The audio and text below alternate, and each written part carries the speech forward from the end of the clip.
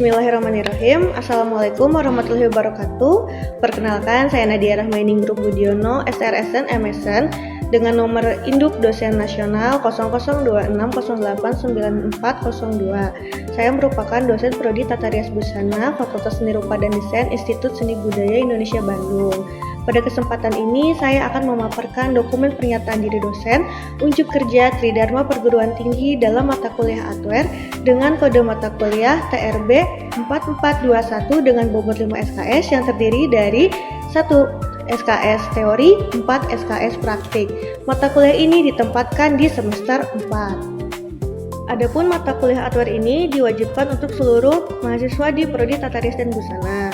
Mata kuliah Atwear merupakan kajian praktis dan teoritis mengenai penciptaan karya busana sebagai medium ekspresi artistik yang bersifat eksperimental dan konseptual. Mata kuliah ini membekali mahasiswa dengan kemampuan untuk merancang dan merealisasikan karya busana yang tidak hanya menekankan pada aspek fungsional saja, tetapi juga mengandung nilai estetika, simbolik, dan refleksi terhadap isu-isu sosial, budaya, maupun personal. Proses pembelajarannya dilaksanakan dalam bentuk studio dengan menekankan pada eksplorasi ide, penugasan teknik, serta kemampuan presentasi dan artikulasi karya secara profesional. Setelah menempuh proses pembelajaran di mata kuliah ini, diharapkan mahasiswa mampu: pertama, penguasaan konsep dan pengembangan ide konseptual secara teori maupun gagasan. Yang kedua, eksplorasi material dan realisasi karya eksperimental secara praktik dan produksi. Yang ketiga, presentasi profesional, dokumentasi, dan etika secara publikasi dan sikap. CPL Prodi yang dibebankan pada mata kuliah Atwear ini, yang pertama, mengintegrasikan norma, etika akademik, dan etika profesi, serta mampu menguasai konsep, teori, dan metode yang mendukung keahliannya dengan bertanggung jawab. Selain itu, mampu mendeskripsikan dan menerapkan proses penciptaan seni dan penyajian karya Atwear sesuai kaidah ilmiah, serta menyusun laporan proses hasil kerja di bidang terapan secara cermat dan akurat. Yang kedua, memiliki kemampuan melaksanakan pekerja sebagai seorang desainer dengan memanfaatkan iptek, mampu melakukan upaya konservasi, revitalisasi, dan rekonstruksi kearifan budaya secara kreatif, inovatif, dan adaptif ke dalam karya ciptaannya sesuai tren yang sedang berkembang saat ini. CPMK 1. Mahasiswa mampu menganalisis konsep dan prinsip dasar Atwear sebagai bentuk ekspresi seni yang menggabungkan elemen seni rupa dan desain busana, juga mampu menginterpretasikan isu sosial, budaya, maupun personal ke dalam gagasan kreatif yang dapat diterapkan dalam penciptaan karya Atwear. Yang kedua, mahasiswa mampu mengeksplorasi material, teknik, dan pendekatan multidisipliner untuk menciptakan karya busana yang bersifat eksperimental dan konseptual. Yang ketiga, mahasiswa mampu merancang dan merealisasikan karya Atwear yang orisinal, estetis, dan bermakna melalui proses studio berbasis praktek, reflektif, dan inovatif.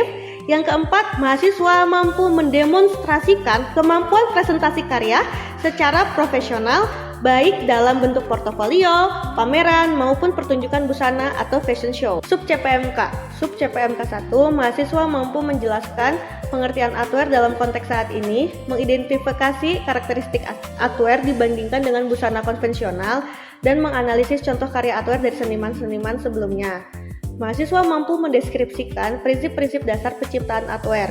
Sub CPMK 2, mahasiswa mampu menganalisis isu dan tema yang akan diangkat saat ini. Kemudian, mahasiswa mampu mengembangkan ide visual awal dalam bentuk sketsa, mood board, alternatif desain, master design, hingga hanger design. Sub CPMK 3, mahasiswa mampu mencoba berbagai jenis material tekstil maupun non-tekstil yang pada akhirnya harus dieksperimen. Kemudian, mahasiswa merealisasikan karya dengan mempertimbangkan bentuk tubuh, ruang presentasi, dan menyelesaikan karya Atwear sebagai produk artistik yang siap ditampilkan. Sub CPMK 4, mahasiswa mampu menyusun dokumentasi, portofolio visual, dan tulisan, mampu menunjukkan sikap profesional dan etis dalam penyajian karya dan diskusi. Proses perkuliahan mata kuliah Atwear dilakukan secara sinkronus atau tatap muka dan asinkronus atau pembelajaran secara mandiri dengan menerapkan unsur DIA, yaitu Delivery, Interaction, dan Assessment.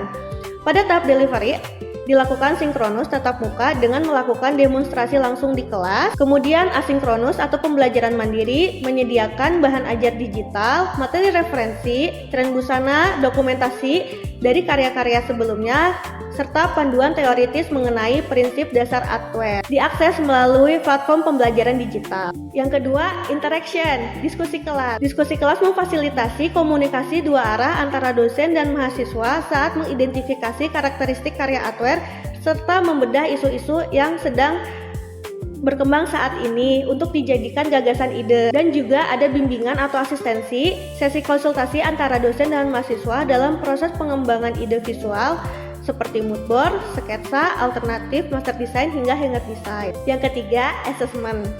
Evaluasi dilakukan dengan memadukan observasi keterampilan secara langsung di kelas, yaitu proses eksperimen dan realisasi karya serta penilaian penugasan mandiri terstruktur. Mengingat karakteristik mata kuliah Atware ini berbasis praktek, asesmen non-test menjadi komponen utama untuk mengukur kompetensi nyata mahasiswa. Yang pertama, portofolio proses kreatif dan narasi konseptual itu dimasukkan ke dalam tugas mandiri terstruktur. Yang kedua, ujian tengah semester berupa tes esai atau pemaparan proposal konsep desain untuk menguji ketajaman mahasiswa dalam menganalisis hubungan antara tema, simbol, dan bentuk visual dalam karya yang direncanakan. Yang ketiga, eksplorasi material. Penilaian pada keaktifan dan keterampilan teknis mahasiswa, kemudian penilaian kemampuan memecahkan masalah konstruksi busana, eksperimental, dan penerapan pendekatan multidisiplin. Yang terakhir, ujian akhir semester. Penilaian terhadap estetika, orisinalitas, kesesuaian karya akhir dengan konsep awal, tingkat kerumitan teknik, serta kesiapan karya untuk dipamerkan. Penilaian kemampuan mahasiswa dalam mendemonstrasikan penyajian karya secara profesional, penilaian terhadap sikap profesional, tanggung jawab terhadap hasil karya secara tepat waktu atau deadline. Jika dikelompokkan berdasarkan kemajuan belajar mahasiswa, pembagian bobot nilai adalah 1. Penilaian UAS 40%, yaitu produk karya akhir 25%, presentasi nilai final 15%, kemudian nilai UTS 20%. Yang ketiga, penilaian tugas di 40%, yang terdiri dari tugas mandiri 20%, dan eksperimen karya 20%. Pada kesempatan ini, pembelajaran pada mata kuliah Atware akan membahas materi pada pertemuan 2, yaitu penjabaran materi tematik Atware, yang akan tersaji pada tayangan video pembelajaran berikut ini. Oke, bismillahirrahmanirrahim. Assalamualaikum warahmatullahi wabarakatuh. Ini pertemuan kedua ya. Sebelumnya kita bakal review dulu di pertemuan pertama. Ada yang masih ingat nggak? Kontrak kuliah. Bahas kontrak kuliah, oke, betul. Nah, teman-teman, di pertemuan kedua ini kita akan menjabarkan materi tematik Atware yang intinya itu kita akan membahas tentang pengantar, karakteristik, dan penentuan tema Atware. Kita lanjut ya. Oke, sebelumnya apa itu Atware? Nah, jadi Atware itu sebenarnya media hibrida yang menggabungkan antara batas seni murni dan batas desain busana atau fashion. Oke, yang kedua, busana itu sebagai medium ekspresi personal. Jadi Atware itu sebagai medium personal dari diri kita sendiri seperti apa. Jadi hasil karya Atware itu menunjukkan diri kita sendiri seperti apa. Nah, kemudian yang ketiga itu, Atware itu menyampaikan gagasan, kemudian konsep estetika, kemudian respon terhadap suatu isu, maupun itu isu sosial, isu personal, itu bisa. Dan kalau Atware itu lebih menitik beratkan kepada keindahan bukan fungsi. Jadi fungsi adalah nomor sekian. Oke, di sini kita akan membedah karakteristik Atware versus busana konvensional. Nah, di sini ada busana konvensional, sebelah sana ada Atware. Ini pembandingnya, pendekatan secara desain dan siluet. Kemudian ini ada eksplorasi material. Yang ketiga ada proses konstruksi dan teknik. Dan yang keempat ada tujuan akhir dan konsumen. Nah, kalau di busana konvensional, secara pendekatan desain dan siluet itu, busana-busana konvensional, mereka itu mengikuti dan tunduk pada anatomi tubuh manusia. Kenapa? Jadi kalau dipakai pas gitu di badan atau fitting. Kemudian mereka itu baju-bajunya proporsional dan tentu saja pasti bakal nyaman dipakai. Karena baju-baju konvensional itu mendahulukan kenyamanan daripada keindahan, walaupun sebenarnya harus indah. Nah, kalau di outwear-nya itu secara pendekatan desain dan siluet, bebas mengeksplorasi, mengubah hingga mendistorsi siluet asli tubuh manusia. Nah, jadi misalnya kalau di baju konvensional harus sesuai tubuh kan? Nah, kalau di busana outwear bebas, mau tiba-tiba di bagian topnya itu bulat, bagian bottomnya itu kotak, itu bebas, sesuai dengan konsep apa yang kalian angkat. Nah, kemudian biasanya desainer outwear itu seringkali menambahkan volume ekstrim yang menciptakan interaksi baru antara tubuh dan ruang di sekitarnya. Jadi misalnya tiba-tiba kalian mau pakai siluetnya tuh boxy, tapi boxy ditambah ada lingkaran-lingkaran, nah itu boleh banget ya. Nah, kalau secara pendekatan eksplorasi material, busana konvensional itu terbatas pada tekstil pabrikan komersial yang umum, misalnya terbatas sama katun, wool, ya. Terus misalnya ada polyester, kayak gitu. Terus karakteristiknya itu rata-rata kalau bahan-bahan yang kita pakai kan kayak gini nih, nyaman, ya. Ini kan katun bambu misalnya, nyaman. Terus ini rajut, dia ringan misalnya. Terus kalau misalnya kerudung-kerudung kalian, misalnya kalau pakai paris atau ceruti, dia ringan, kayak gitu ya. Nah, cuman kalau di outwear itu kita nggak bisa disamain misalnya cuman pakai katun. Nah, itu nggak bisa. Nah, di sini tuh ada material tekstil dan non tekstil.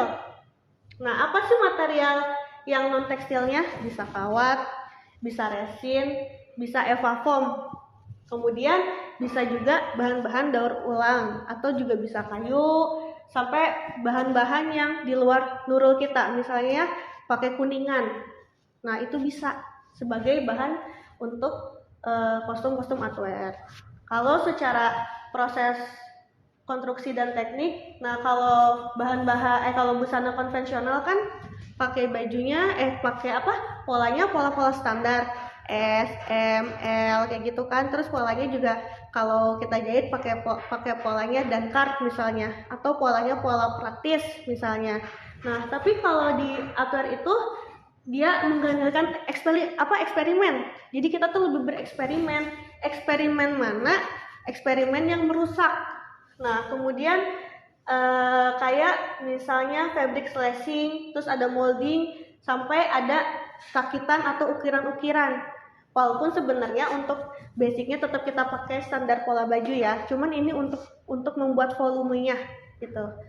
Nah, kemudian di tujuan akhir dan konsumen, kalau di busana konvensional itu tujuan akhirnya untuk komersial, dijual ke masyarakat umum ya, dengan produksinya produksi massal atau ready to wear kayak baju-baju sehari-hari kita. Nah, itu tuh untuk konsumsi pasar biar memenuhi standar pangan kita. Kan yang namanya manusia harus memakai baju setiap harinya. Nah, itu di busana konvensional. Nah, kalau di busana outwear, mereka itu lebih membutuhkan apresiasi seninya.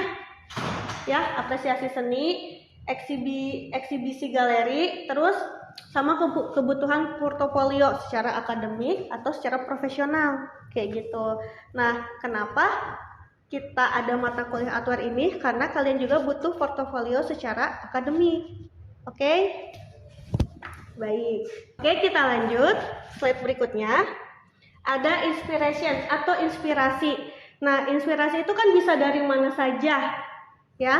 Nah, di sini rata-rata inspirasi yang kita ambil itu misalnya salah satunya isu sosial dan budaya. Kenapa? Misalnya sebagai seorang desainer outwear ya, desainer itu tidak bekerja di dalam ruang hampa. Maksudnya mereka menggunakan pakaian sebagai medium artistik.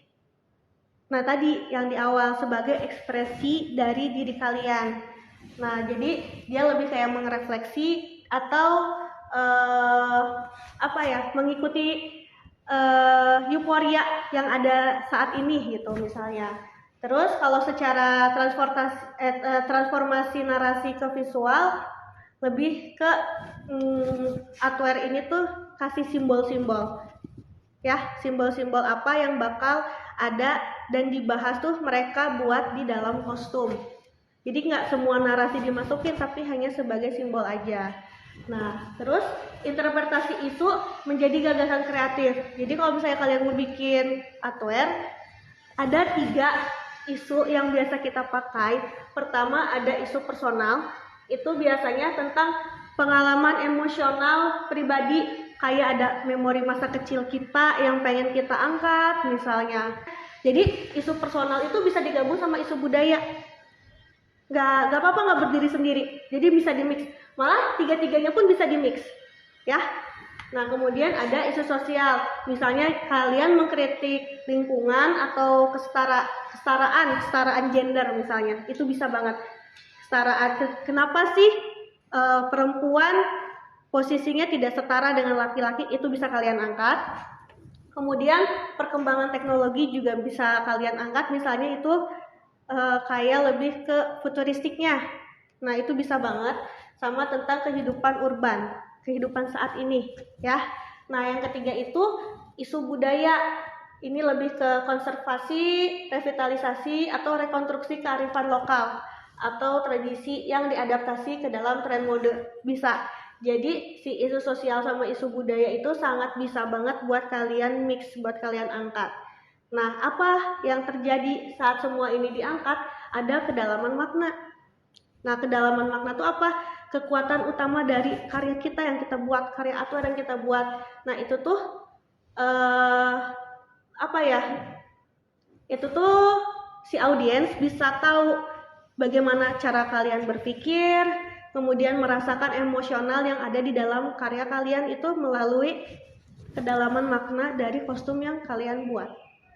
Kita lanjut. Ada contoh case study yang terinspirasi dari lokal inspirasi dari Drupadi. Ini itu bisa mengangkat 2 isu. Isu sosial sama isu budaya. Isu sosialnya di mana? Dia mengangkat tentang gender, kesetaraan gender.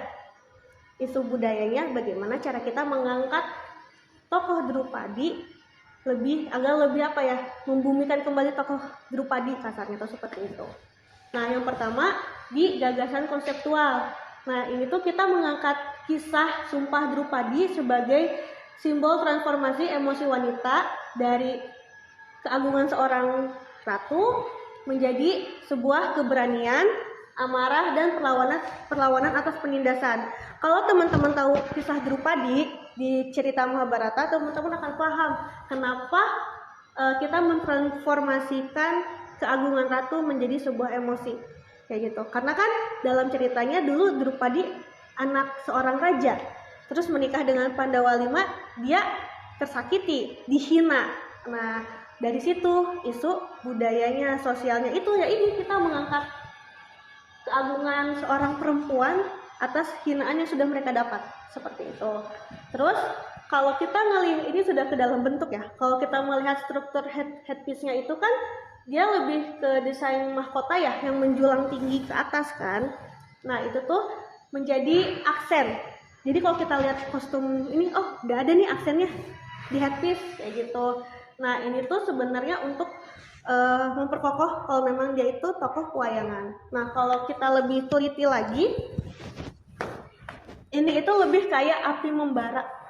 Nah, di sini emosinya itu bisa kalian dapat secara simbolik. Ini kan api tuh merahnya di bawah, atasnya lebih ke kuning. Nah, kayak gitu ya, secara simbolik. Jadi secara simbolik pun kalian bisa menginterpretasikannya sendiri kayak gitu ya. Kemudian simbol warna dan material. Kenapa sih pakai warnanya warna-warna merah, emas, kuning? Nah, simbol merah tuh lebih kayak amarah gitu. Simbol ke warna-warna darah. Nah, kenapa ada warna darah? Karena kan ini untuk mempertahankan harga diri dia. Ya, kalau dalam cerita Mahabharata kan pada akhirnya yang telah menindas Drupadi mati gitu. Oke, selanjutnya ada mini case study deh. Teman-teman boleh lihat gambar 1 sama gambar 2. Saya mau nanya dong, gambar 1 gimana cara desainer merubah objek makanan sehari-hari, ini kan ada gambar sate ya, menjadi sebuah karya artwork yang estetis seperti di gambar. Kemudian di gambar 2 gimana sih? Ini kan ada struktur 3 dimensi dari candi ya. Nah, di atasnya juga ada 3 dimensi. Nah, itu tuh kenapa sih terlihatnya megah di gambar ini? Kira-kira ada yang bisa jawab nggak? Kalau gambar yang pertama itu desainernya itu mengubah skala objek menjadi raksasa dan menjadikannya elemen struktural busana atau piring sebagai sayap, sate sebagai rok melingkar. Nah, untuk materialnya kombinasi kayak kawat ringan sebagai rangka dan busa aki atau evapom yang dibentuk serta dicat agar menyerupai tekstur aslinya tanpa membebani model. Oke, betul. Jadi teman-teman, ini tuh evapom ya, dibuat ringan tuh karena bahan-bahannya dari evapom. Nanti diwarna, dicat kayak gitu, dan strukturnya tuh bener-bener nyaman banget buat dipakai sama modelnya. Lanjut, ada yang bisa dijawab? Ini tentang, ini baju nasional kostumnya Indonesia ya, tapi saya lupa ini tahun berapa. Ada yang bisa jawab? Oke, tidak apa-apa, saya akan bantu jawab. Jadi untuk gambar yang pertama, jawabannya Ica hampir benar banget.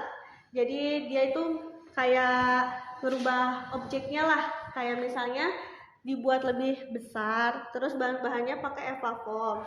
Nah, untuk yang di gambar kedua ini, kenapa struktur candi 3 dimensi memberikan dramatis? Karena dia dibuat fondasinya tuh kokoh di bagian bawah, jadi itu aman banget. Terus kalau untuk di headpiece-nya itu dia untuk menjadi fokus, kalau orang-orang tuh langsung fokus lihat ya tuh ke headpiece-nya sama ke shoulder piece-nya kayak gitu. Oke, untuk materi cukup. Nah, ini ada materi terakhir dari saya. Kita ada pembentukan kelompok ya teman-teman. Di sini kenapa kita harus bikin kelompok? Jadi gini, biar nanti kita pas coaching atau pas asistensi itu gampang. Jadi misalnya ini di kelompok 1 udah ada siapa, kelompok 2 udah ada siapa, nanti kita bagi per sesinya. Jadi itu nanti kita bakal gampang.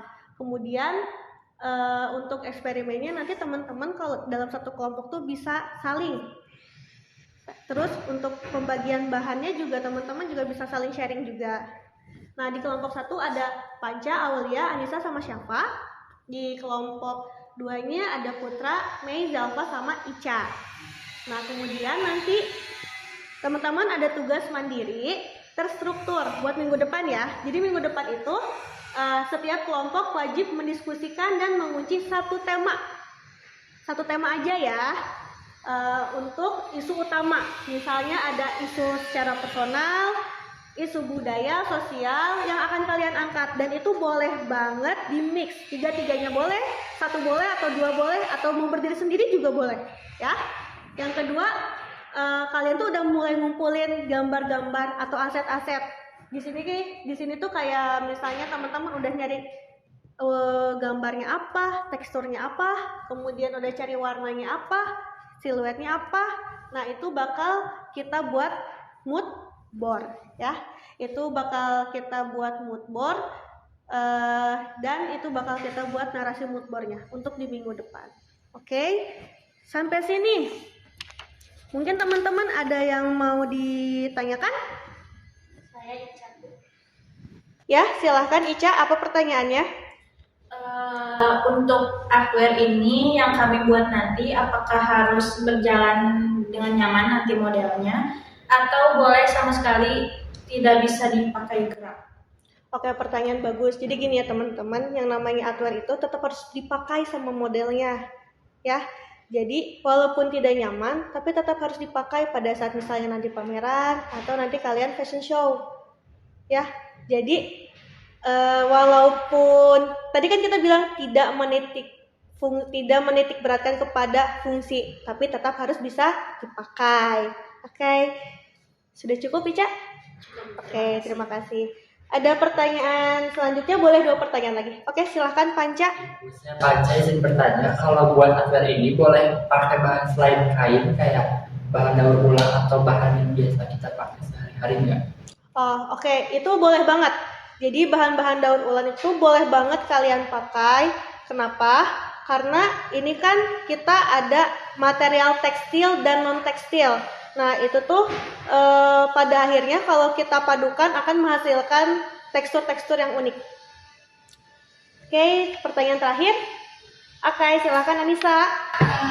Ibu mau bertanya, kalau kelompok kami memilih isu budaya, apakah kami wajib memakai kain tradisional seperti batik atau kayak gitu? Nah, itu sebenarnya tidak diwajibkan dalam bentuk utuh. Nah, jadi kalian hanya misalnya cuman potongannya cuman dikit aja, atau kalian hanya pakai dari satu lembar cuman kalian pakai 3/4, 1/4 atau setengah, itu boleh banget sesuai dengan kedalaman makna apa yang akan kalian angkat, atau bisa juga sebagai fabric manipulation-nya aja, itu boleh banget. Oke, gitu ya. Sampai sini ada yang mau ditanyain lagi? Oke, tidak, cukup. Terima kasih teman-teman mahasiswa untuk pertemuan kedua ini. Ini saya bikin suatu kata-kata. Jadi outwear itu bukan tentang membuat baju yang aman, tapi ini tentang saatnya kalian berani bereksperimen, kemudian berpikir di luar kotak kalian berpikir, dan menantang kreativitas dari kalian sendiri. Jadi semoga di mata kuliah outwear ini teman-teman bisa mengeksperimen dan mengeksplor diri kalian itu sejauh mana kalian bisa bereksperimen, berkreasi. Oke, sebelumnya saya ucapkan terima kasih. Wassalamualaikum warahmatullahi wabarakatuh.